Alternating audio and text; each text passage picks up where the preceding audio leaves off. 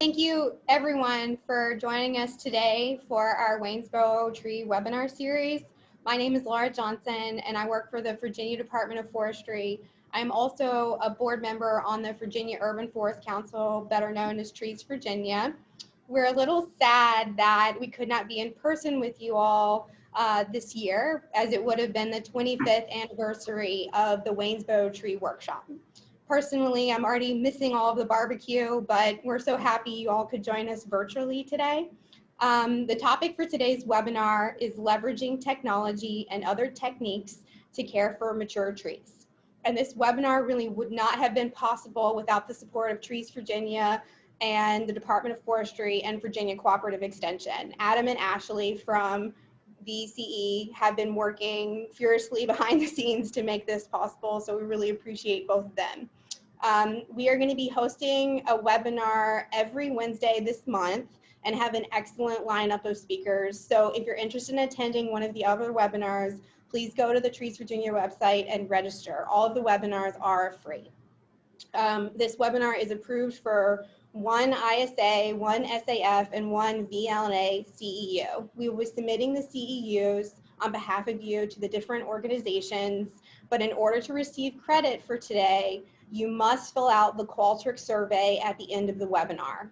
Once the webinar ends, the survey should appear on your screen, but we will also make sure that you receive an email with the survey link just in case it does not. Also, if you can, please consider donating to Trees Virginia. All the proceeds from the workshops that Trees Virginia hosts and anything that you can donate today will go to support student scholarships for those wanting to enter the arboriculture and urban forestry professions. Next slide, Adam. So today we have two excellent speakers from Yahres Tree Company. First up is Jake Yahres. He's the co-owner of the Yahres Tree Company. It was founded by his great-grandfather 101 years ago. Jake recently purchased the company with his sister from their father, Mike Yahres, making it a fourth-generation business in Charlottesville, Virginia. Following in the company's history of innovation, one of Jake's goals is to use technology to improve Yahres Tree Company tree care services. Additionally, Jake owns a graphic design and creative shop, JVY Creations, in Richmond, Virginia. Jeremy Thompson, a certified arborist, certified tree safety professional, and TCI climber specialist, joined Yahres Tree Company in 2002 and has proven to be one of the most accomplished working arborists in Virginia today. In his free time, he enjoys activities and outings with his daughter, wood turning, fishing, just about anything that you can do outside.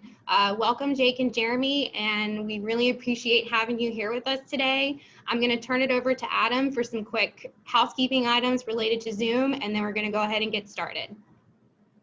Thank you, Laura, and I am looking forward to the presentation, but before we turn that over to Jake and Jeremy, for those of you, we have over 200 of you joining us, and some of you are probably really tired of Zoom by now, and maybe for others, this is a new experience. So if it happens to be a new experience, then I just wanted to orient you a little bit to the tool here, and you are welcome to use the chat feature here. You find this at the bottom of your screen or the top of your screen. Click on that and it'll open up a little box somewhere on your screen, and you can send a message to just the panelists, to one person, or to everyone. And please feel free to send a message to everyone saying who you are and kind of where you are. That keeps things interesting. If you have a question, and this is important, please use this feature, the Q&A feature, okay, right here, to ask a question. If you ask a question in chat, it's very likely to get lost. Ashley, my counterpart with Cooperative Extension, who is located in Culpeper, is going to keep track of the chats, or excuse me, the Q&A, and we'll try to keep track of chats, but no guarantees. The Q&A feature allows us to keep track of those questions and make sure they get answered. So Jake and Jeremy are going to spend the next 30 minutes or so going through the presentation. You can pose those questions at any time we will be fielding those questions at the end of the session. So, so thanks again for joining us, Laura and Molly. Thank you for setting up this program and the upcoming ones. They look to be really good. Looking forward to supporting these from the technology side, and actually also presenting at one of them. Coincidentally, that was not one of the hooks to get this going. Okay. So anyway, Jake, I'm going to stop sharing, and that will open it up to you guys. All right. Are we live? Good. All right.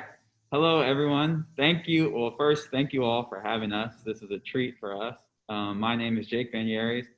This is Jeremy Thompson.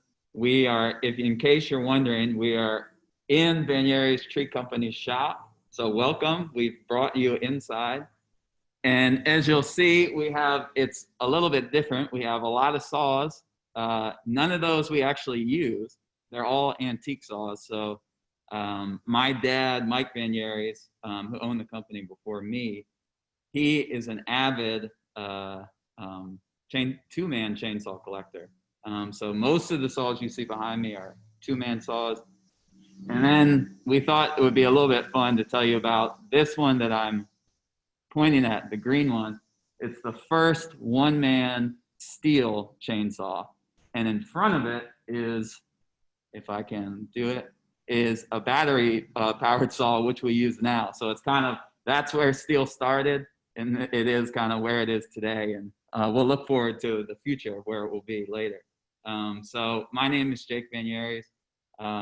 I've been around, obviously, this company my entire life. I grew up about a mile down the street from here, so I've come to the shop forever, and own the company now. Took it over from my dad and with my sister Shanna. And so this year is the 101st year of the company. And it's the fourth generation of Yahres to own it. And then next to me is, I'm going to brag a little bit for him to introduce him and to embarrass him a little bit. So when I came, so Jeremy's been at the tree company for 18 years. So I've known him for that long. And a couple of years after Jeremy was at the company, I was working here. And I remember, and this is at the time, we had a ton of really good tree climbers. We kind of prided ourselves as being the best climbers.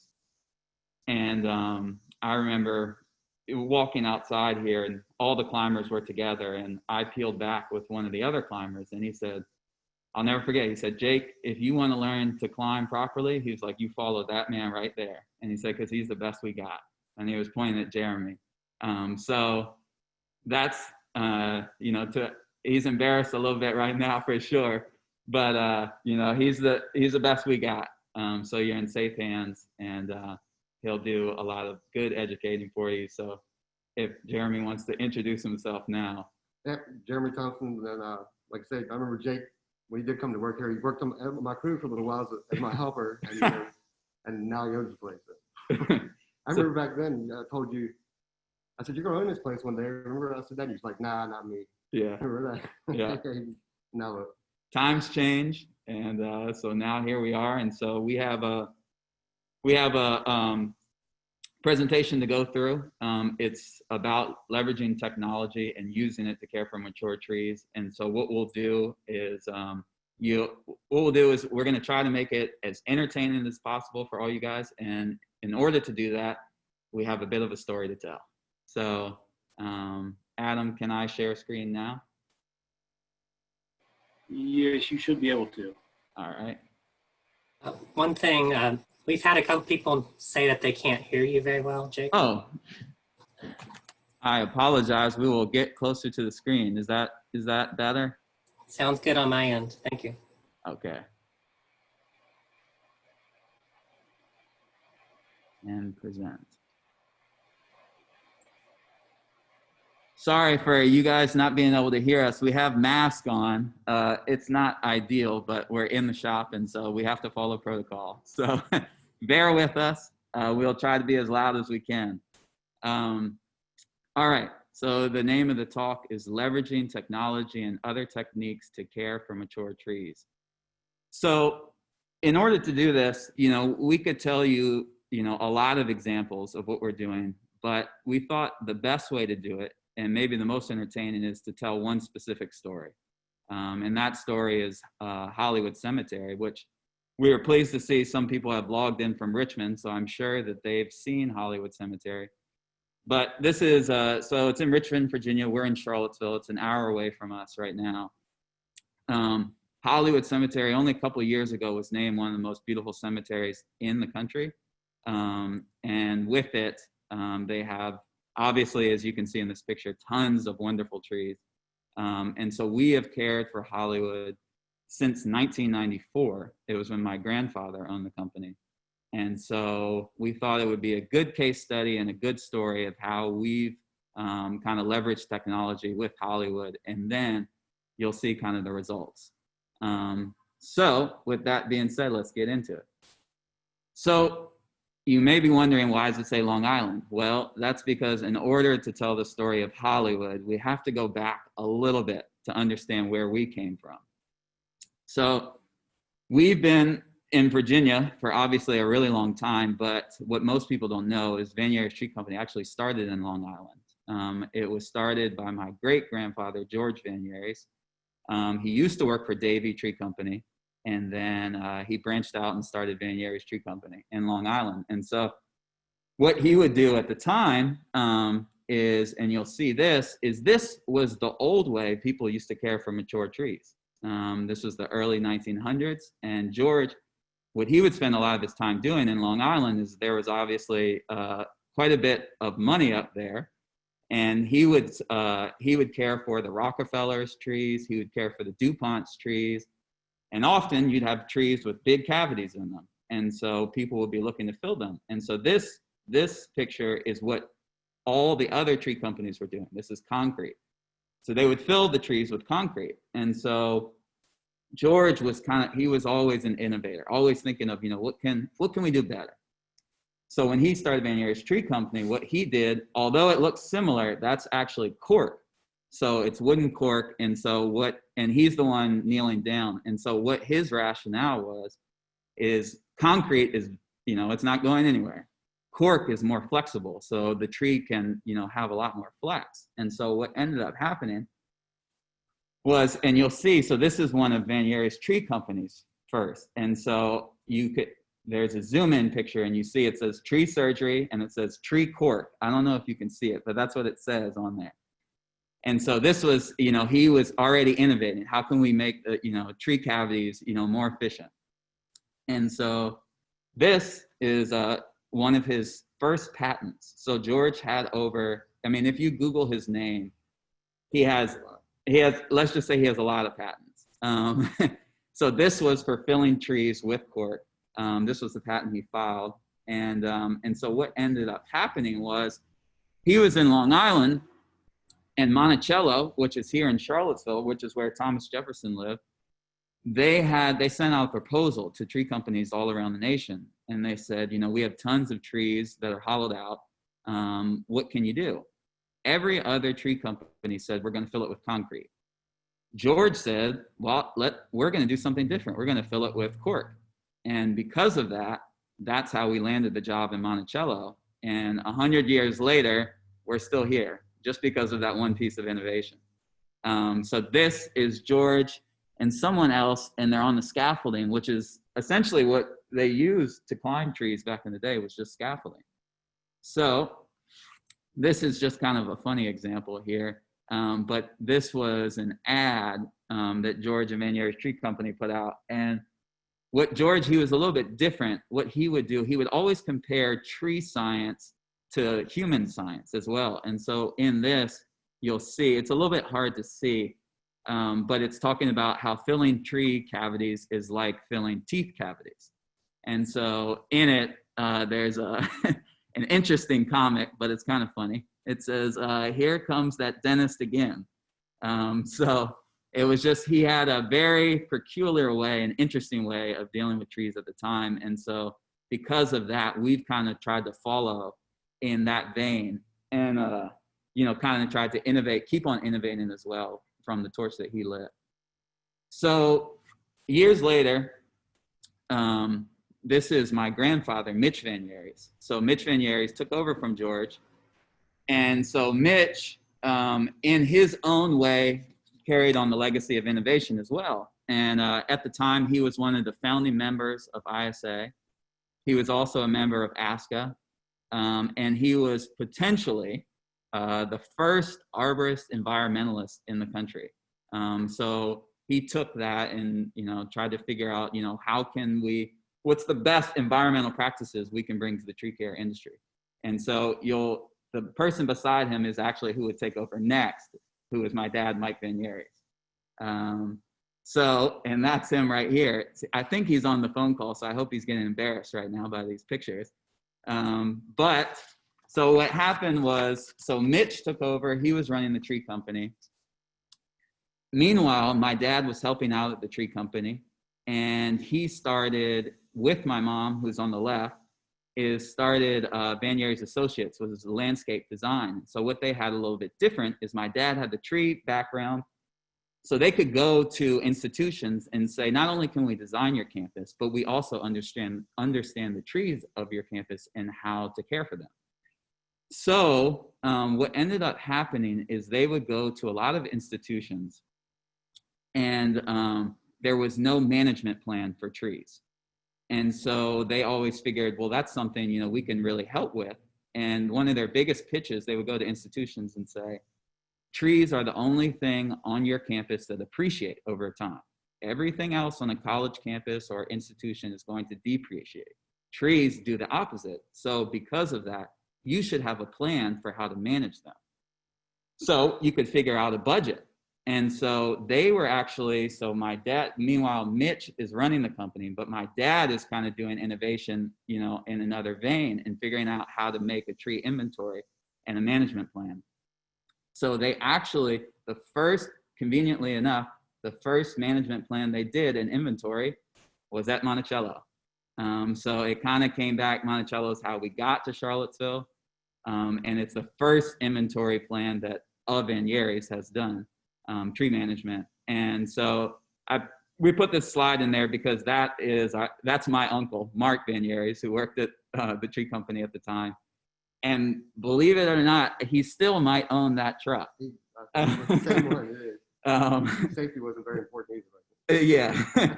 So it's Van Yahres Tree Company is a very family affair. So at this time, my dad and mom, they were, had developed the tree inventory. They were getting pretty good at it. And Mitch used to come up to Richmond often, and he had the tree company still. And he, through a combination of set of people of meeting, he winded up at Hollywood Cemetery, which is, for those of you who don't know, Hollywood Cemetery, it's really close to downtown.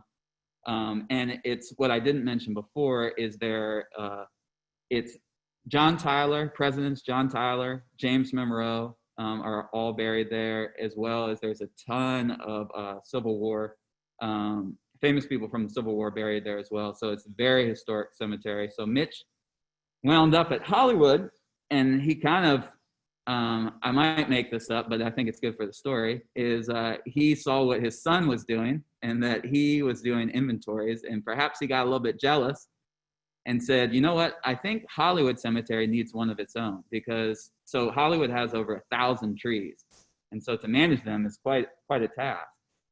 So what Mitch did is he developed an inventory of his own. And at the time, we just wanted to give a shout out. This is David Gillum.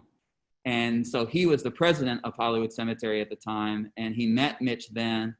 And for some odd reason, he liked him. And he's, till this day, he's still the president. And it's because it's mainly due to him is what we've been able to do in terms of innovation throughout the years. So we just wanted to give a little shout out to him. I don't know if he's watching, but if he is, that was the only picture I could find of him on the internet, I swear. So,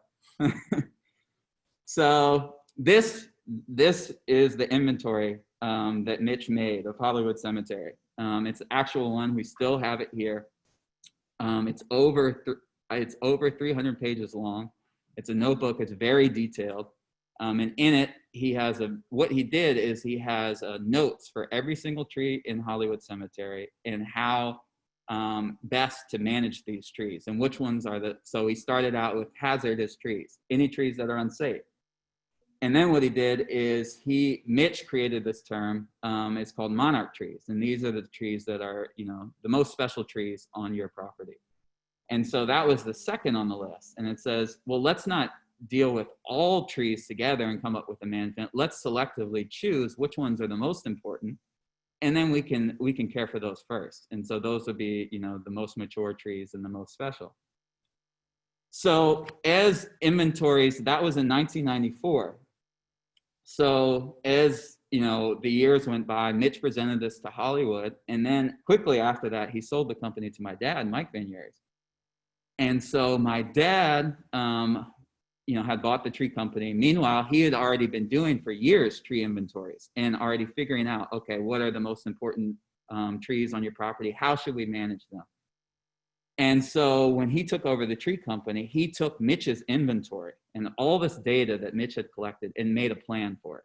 And so this is the Hollywood map. And basically he made it digital. And so I'm sure most of the help is from my mom. And so he made it digital here. And so it's hard to see, but you'll be able to see kind of, as it's color coded, all the monarch trees are in red, all the historic trees in blue, all the important trees are in green. And from that, they made a plan of how are we going to implement this? Luckily, he had Van Yahres Tree Company. So he said, not only can we make you a plan, but we'll also be there to implement the work as well. So that's when it comes in with Jeremy here. And so Jeremy joined the company 18 years ago. And it was not too long after we developed the first kind of plan for Hollywood. And so what's happened since then is Jeremy, in the years that have passed, Jeremy now will get into not only the plan, but it's how the implementation of actually the production side of things, what we did in order to care for the mature trees. And there's no one better to answer these questions than Jeremy. He's been there almost the duration of time that we've been at Hollywood Cemetery. And so this was him quite a few years ago. So what we thought would be a little bit interesting and different is we're going to do a Q&A. So I'll ask Jeremy some questions and we'll kind of go through the years of, how the work started working on mature trees at Hollywood to how it's evolved over the years. So with that, yeah, I know you can't see Jeremy, but he's here and he's ready to go. So, all right. So I'm going to ask questions and we'll just, cycle through pictures and you'll see a lot of these pictures of our guys over the years working on the trees at Hollywood. So, all right, Jeremy, we're going Q&A style. So when you first got to the company, what was the philosophy of caring for mature trees? Well, when I first started here, I was working with a guy named Steve, and he said he wanted to see white eyes on the tip of every limb, which meant we had to climb every limb of the whole tree and make a cut. He wanted to see, that we did the overall tree. That's not really the case anymore. We don't really approach it that way for sure. So, but yeah, we definitely were doing some climbing. As you can see in this picture here, this is the big tulip poplar that sits on the hill about midways in the cemetery. I think it's the second largest on the list. It's the largest tree at Hollywood. It definitely is the largest one at Hollywood. So when you started, how much of the canopy were you taking out? Most of the time it ended up being about 25% of the live foliage. Mm-hmm. Okay. Yeah, go. Which we don't, now we don't do that so much. We go for mainly the deadwood, and if there's some overextended limbs, we take some weight off here and there, maybe open up some wind channels through the tree to reduce wind resistance, but we definitely don't prune as heavily as we used to when I first started. And why would you say, why don't you take as much out of the canopy anymore? Well, it's stressful for a tree, big mature tree like it takes a long time to heal, a lot of energy put into healing versus putting on new growth for roots and, things like that. And it causes a lot of water sprout growth. Mm-hmm. And, there would be tons of water sprouts in the tree. So the next year we prune, it would be water sprout pruning. Mm-hmm. Mm-hmm. So to go back, so what year did you actually start at Hollywood? when I first year I came here, I went immediately there. So it was 2002, 2003. Okay. Right when right after Isabel, Hurricane Isabel hit, 70 or better, I think it was like 72, 73 of the big trees in Hollywood went down, and countless numbers of small trees underneath were crushed. Mm-hmm. It was a devastating thing, for sure. Definitely, it was definitely a lot of loss, big loss. So at the start, so you were at Hollywood for a couple years, and then at that time you weren't a crew leader yet. And so as you were, or let's see, so to go back to what you were saying is the pruning the canopies of the trees, and at the beginning you were saying you pruned too much. Yeah. And because when did you start noticing, like how long did it take for after you'd prune a tree, you'd come back the next year, because we'll take care of the trees every year. How long did you notice, the pruning, you're over pruning? Well, I mean, when you remove too much of a limb of a tree, the tree needs those leaves to produce food. It will instantly push those sucker growth off or water sprout growth off within a year or two. I mean, it pushes. This is not Hollywood, this picture, but it's just a generalization, I guess. But you could see it pretty much within the first 2 years after we didn't prune these trees every year. We'd cycle them every 3 years or so that we'd get into them. But you would definitely see all the water sprout growth from too much pruning. So then you would notice, once you guys were over pruning some of the trees at the beginning, you would come back and see something like this. Oh yeah. Yeah. We wouldn't let it get quite that long. Yeah, don't worry, this isn't our work. We got this one off the internet. Yeah. But it's a good example. Yeah. So when you became crew leader, but by that time you had learned a little bit. You had said, okay, we're over pruning a little bit too much. What was the change? Like, what did you were like, okay, what do we need to do better now? Well, with ISA and all the seminars I attend and whatnot, the science has evolved to where 10% of the foliage is about all you want to push on a big mature tree.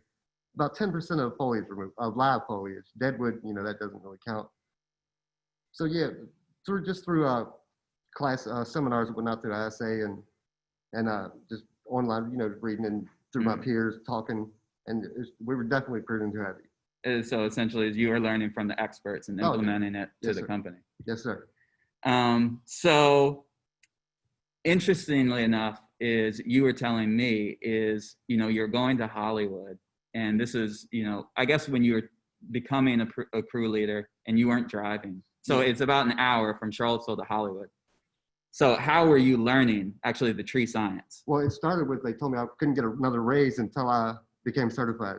So on the ride back and forth every day to Hollywood, I was just in the books, and I would read back and forth and ask questions of the guys I was working with about, just things that I was reading. And I spent a couple weeks back and forth every day and just reading and asking questions. And then I went and took my test, and here we are.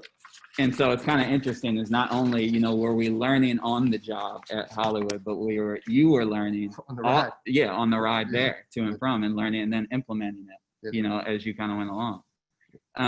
This one, actually, I don't think I've asked you this question before. Did you ever see the first tree map that my parents did? The digital one? I don't know. I'm not sure. You have to let me see. I've seen quite a few maps over the years. I'm not sure which one. I'd have to see what it looked like. So at the time, it was, you didn't really know about the tree inventories. No, that was just paper. A big map, a huge rolled up map with tree numbers. That most of the tree numbers aren't there. I mean, the squirrels chewed them off. The tree engulfed the tag. It was a nightmare finding trees. It was. Adam, did you have a question? Yeah, Jeremy, can you lean in just another couple inches? Okay. Thank you. Sorry about that. So as you became crew leader and you're taking care of 1,000 trees or more, and these are some of the guys, these are actually somewhat recent pictures of them taking care of the big tulip poplar, but I wanted to get to this slide. We're going to come back. But how were you keeping track of all the work that you were doing? Well, that's my logbook there. I'd use shorthand, and I would just, what we done every day, I would have shorthand and just log it in a paper book there.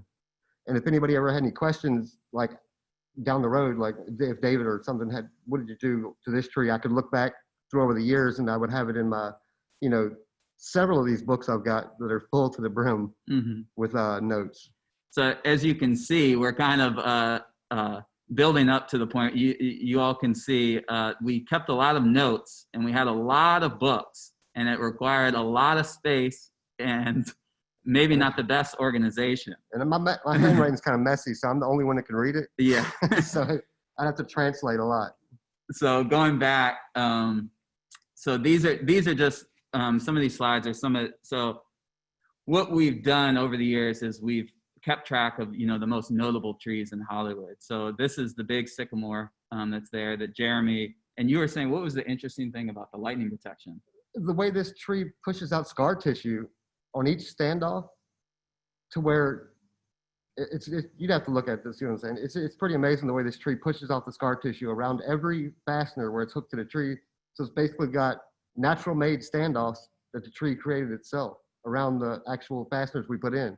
I've never seen the other tree do it besides the sycamore. It's pretty neat.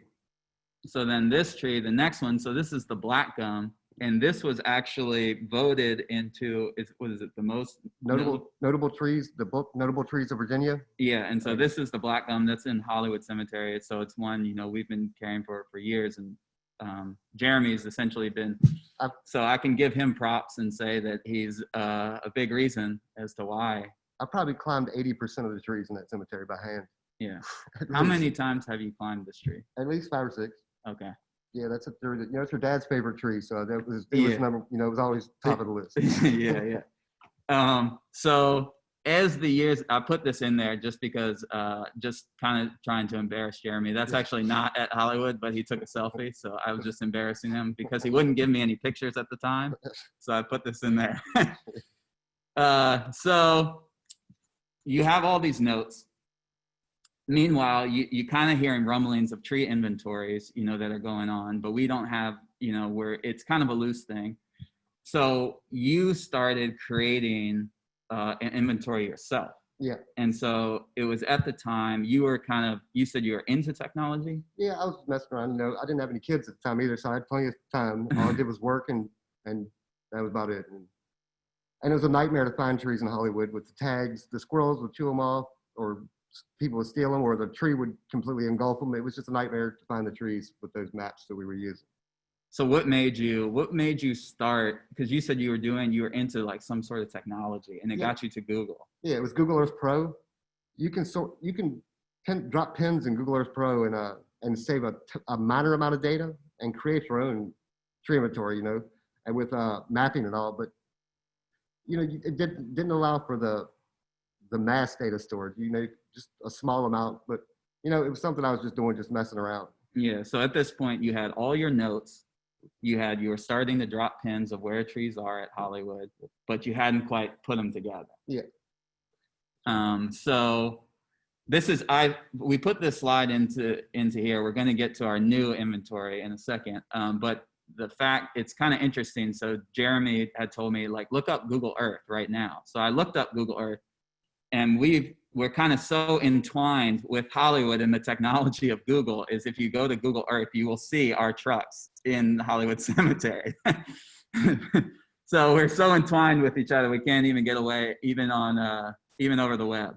And so what happened? So then this is the new inventory. Well, your dad asked me to research different options because he didn't like mine, the free version. He didn't like the homemade when I was doing. So I researched. I already had a lot of this stuff already looked. I already looked at all these products, and this is what we went with, and much better. And so, like, talk them through like how you actually collect the data, how it actually works. Well, it's just like always, you actually have to put eyes on it, and quick walk around. It's mostly check boxes, check. Deadwood, cracked, uprooted, any kind of details, observations you see. And it was, pretty quick and convenient. You roll through it pretty quick. About 10 minutes per tree is usually what it takes. And you can just roll right through and drop dots. And the color codes are the different types of trees. The whites are new planting spaces for new trees, or the rose tour. Those are white also. Mm-hmm. And yeah, And so, it's a lot. It's 2,309 trees on this map right here. yeah. These dots. So essentially, as Mitch, had the first inventory in 1994, and what he had, was a collection of tons of notes on a paper. But what you'd see, and he had all the trees, categorized, but all they were is just another line section. What you're able to do here, and you can click, what Jeremy can do is you can click on any one of these trees. You can see a picture of it. You can see the history of it. What's the work that's been done? Anything that you want to know. And then what's also interesting, so it's every tree has its own portfolio almost, which makes it pretty interesting. And you can toggle through, like, some of the options you can toggle through is like, you can see Eco benefits. You can do all your tree mortality rates throughout the whole cemetery. Your diversity through the whole project of all the different trees. You can see what your diversity stands, how it stands. You can what was the other things, like species, every different type of species, and how, and they all coincide, like how they relate to each other. It's got tons of graphing charts that you can you can manipulate and pull up, and that's the eco benefits there. And this is a monetary value that you can actually cash out. This is like eco benefits that you receive from the tree, as in stormwater runoff. It tells you how much money it's worth, because I think they're going to start taxing people on that here before long. So this might be actually pretty good for people. And carbon monetary benefits, and carbon sequester, all kinds of eco things, and it'll calculate. This is for the whole cemetery in total, but you can do it individual trees or as a group, and it'll automatically. And this is done through the iTree software suite. It's integrated into this. So I don't know, you guys probably know, a lot of people have heard of iTree, but through the National Forest Service, I think it's who owns it or created it. But it runs off of that. Yeah, and it's wonderful, like for Hollywood, for instance, with it, is now with trees and climate, coming into a bigger focus, now all around the world, and now trees coming into focus because of all the health benefits, is you can actually start putting, we can, for Hollywood, start putting a number on what that's actually bringing to Hollywood. Yeah. Like I say, you can never cash out and get this money. It's just a benefit that you receive from your tree. Exactly. But there is a tree value, like these values, the tree, it says property value. That's not the like if somebody were to cut your tree down, it's not a litigate court value of a tree, basically. So as you can see, our inventory's gotten a little bit better since Mitch first did it, and it's really helped. So how would you say, like, now that you used to have your notebook, how has the digital tree inventory made it much easier for you? Well, finding the trees, because I can each little dot, I can add any kind of data to the dot where it populates it on the screen, like the tree tag number or the pruning needs. Like I can say trees with deadwood or overextended leaders. I can just populate just those. I can query any type of data. It's amazing the amount of data that I put in, the way you can query different results. I wish I could show you. It's a lot of options to query different. And it's made your job way more efficient. Oh, definitely. And they asked me what I've done last year. I can just put up all last year's work, and it only populates the trees that we worked on last year and what we've done to those trees. And it's much easier than the notebook. And then what it does is not only data, is then you can plan for the years ahead. Definitely. Yeah, and you can know which trees we've done last year, Exactly. Especially with fertilizing, you don't want to keep pumping nutrients into the trees we've done. So we kind of keep everything moving around. So this is what we did recently. And, the data helps us from our inventory is what we created a notable trees handout for Hollywood Cemetery. And so there's 25 trees, the black gum and the sycamore on it. And these are now for visitors who come to Hollywood Cemetery, is they can, walk through, it's a tree walk, and start looking at, some of the monarch trees that Mitch first coined. So we thought it'd be interesting this is a bit of then and now. So then, this is Mitch's first inventory. It had well over 300 pages. You can't see how thick that book is, but that thing is thick. It's thick. And so now, as you see right next to it, is we have all the data, but we can fit it inside our pocket. And that old one was 300 pages. And now we have a much smaller, and it has 10 times the information. And so it's way more helpful for us as a tree company, and it's way more helpful for Hollywood Cemetery at the end. So the last slide, what we wanted to show you is just because, so all the tree work that Jeremy and the company has done over the years, and the innovation and certainly the inventory, is what Hollywood was interested in a couple of years ago, is becoming an arboretum. And part of that, to become an arboretum, you have to have a management plan for your trees. And so with, the innovation that we had brought, they applied, and this was only a couple of years ago, they were able to get arboretum status. So we just wanted to show, to end with this, is, the innovation has, it has a goal, and you can put, something on it that says, it was worth doing. So that's it. Thank you. We hope we were entertaining. Yeah. It's really great. Thank you. I enjoyed that. Might stop sharing unless we need to go back to a picture to answer a question, but I'm kind of looking at the questions, and I think most of them will be able to be fielded by just seeing you guys. So Ashley, you ready to walk through some questions with the time we have left? Yes, we are ready. Okay. Our first question. Do you have any pictures of the cork-filled trees now? Ooh, good question. Probably not. I mean, it's all. I don't think they lasted, Yeah. because it was definitely not the right thing to do back then, and it definitely didn't preserve the trees. Exactly. Yeah. I do have some pictures of some concrete trees where there's no tree left, Yeah. but the concrete's still standing. Uh-huh. I do have that. Yeah. So to go back to George, he was innovating by putting cork in it. Years later, we figured out it actually wasn't the right thing to do at all. And then he innovated again and put rubber, like rubber wax. Now we all know that neither one is right, but at least he was innovating at the time and trying to improve. Thanks, that's great. Our next question, interesting that trees add value and increase property value, but new developments are removing all trees prior to building. Is there legislation in the works to try to change this? As far as legislation, I'm not sure, but I know in Charlottesville, for instance, my mom is on the tree stewards here, and what I know, I think I'm allowed to say this,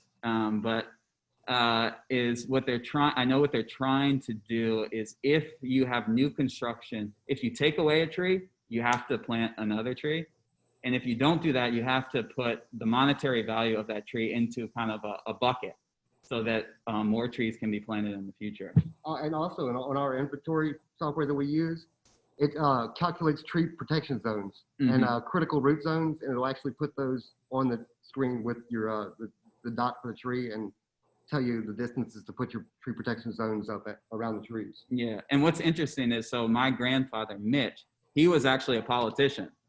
And so that's probably why he got connected with Hollywood, because he was in the House of Delegates, and so he would go to Richmond every year, January and February during the session. So I don't know the answer to that question, but I do know if Mitch were still alive today, he would certainly be pushing for it. Yeah. And Laura may be able to add something to this, but I know that there has been, was, and will be legislation that attempts at legislation to kind of address the essence of that question, Paulette.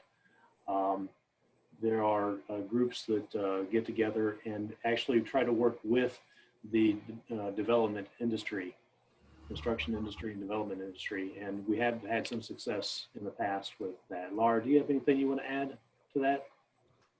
Sure. Yeah. I mean, there are a couple of pieces of legislation on the books currently, and I know, there are some efforts underway to kind of look at new legislation and how that would affect the development and tree community. So right now, we just currently have a couple things, but nothing like that on the books at the moment. A number of years ago, there was legislation passed, and I would have to dig it up to get the details, but that did incentivize or give localities the ability to preserve trees. But I'll have to go back, and Brent Reynolds, one of the people on this, has reminded me of that. He was involved with helping get get that through. So anyway, let's move on to the next question though. Thank you. Okay, our next question. Date of the Hollywood inventory again. I think they're referring to the first date or one of the first years y'all were doing that. We can show you. So we have it right here. It's 1994 is the year right here. Fall and winter. I don't know if you can see that, but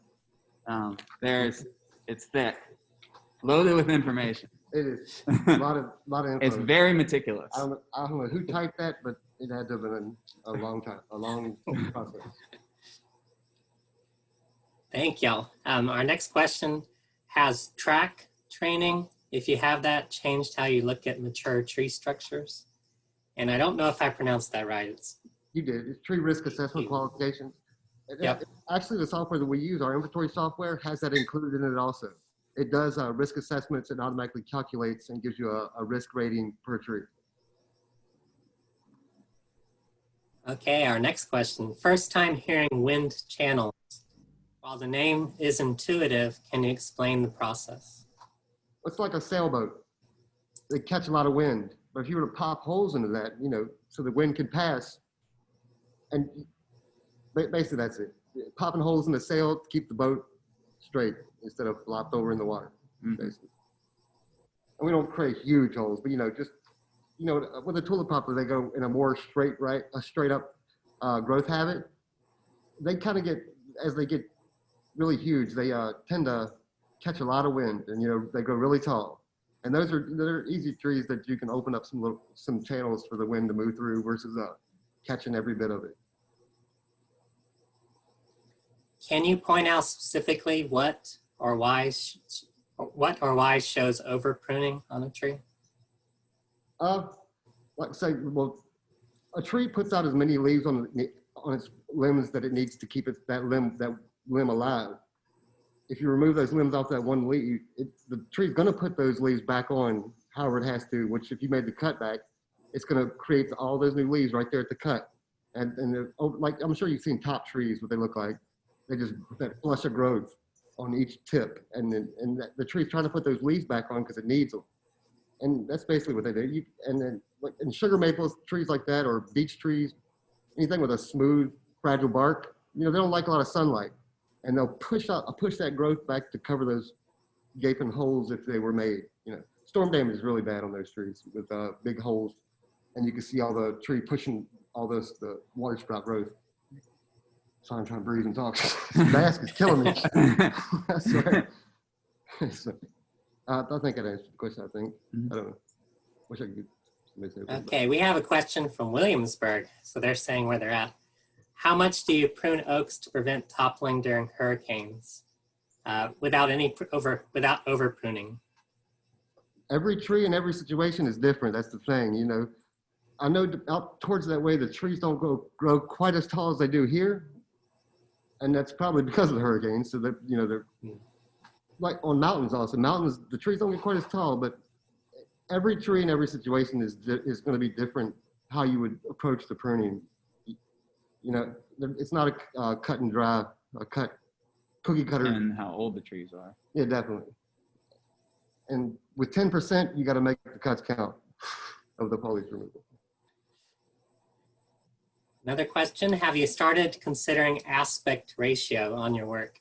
And can you explain what that is for the audience? Aspect ratio, I'm not even sure. What do you think? I don't understand. This question was from Jay Banks. I don't know if I don't think they can unmute themselves, but. Yeah. Uh-oh. Google it real quick. Let's move on to the next one. Adam?